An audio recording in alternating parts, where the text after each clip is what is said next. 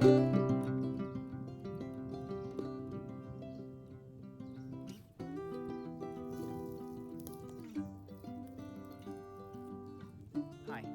my name is Rich Hanlon. I'm your Wild Neighbors Nature Connection Nature Guide.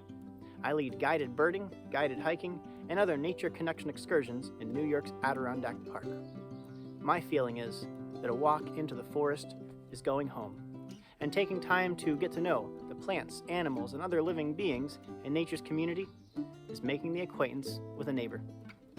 And nature's community is home to a very colorful and diverse collection of many different neighbors that live in many different ways. In nature's community here in the Adirondack Park, we have our pioneers, we have our collaborators, we have our hard-working plants and animals, and we have our freeloaders too. Today, I would like to introduce you to one of nature's tricksters. The pink ladyslipper orchid is a beautiful wildflower in our Adirondack spruce fir and mixed forest habitats. And it is a trickster in nature's community. It just might remind you of someone in your human community, whether it's a friend, a family member, or a neighbor, who is known for playing tricks on others. The reason why pollinating insects such as this fly visit flowers is for the nectar reward. Pollinating insects visit flowers to consume some of the nectar that they produce, while also aiding the flower by transporting some of the pollen that is in the same vicinity of the flower where the nectar is.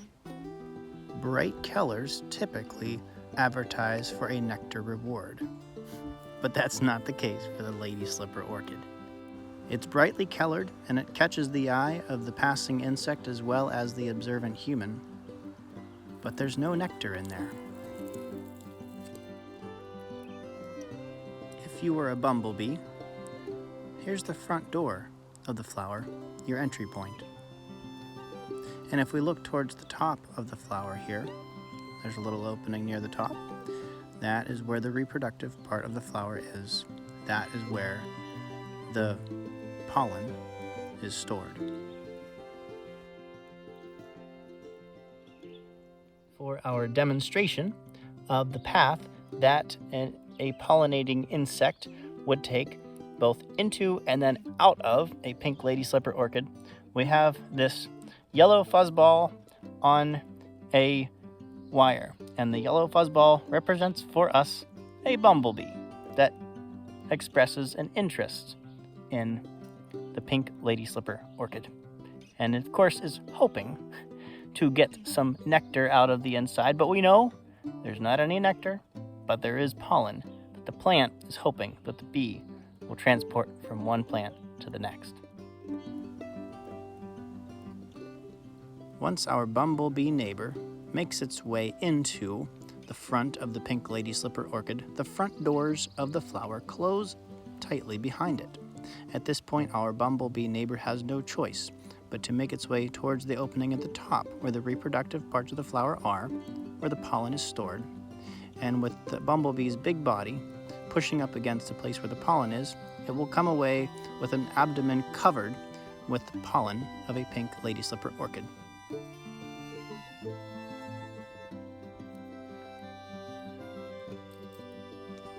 And our pink ladyslipper orchid neighbors are depending upon each bumblebee neighbor who should visit one of their blooms, falling for the same trick at least twice.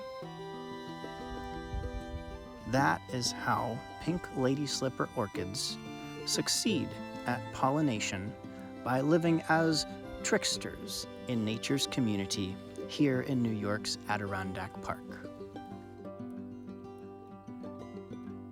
Thanks for joining me for this look into the life of a trickster in nature's community, the pink ladyslipper orchid. For more videos like this, or to find out about upcoming guided opportunities in New York's Adirondack Park, I invite you to visit www.wnnc.net. Thanks for watching. I'll see you next time.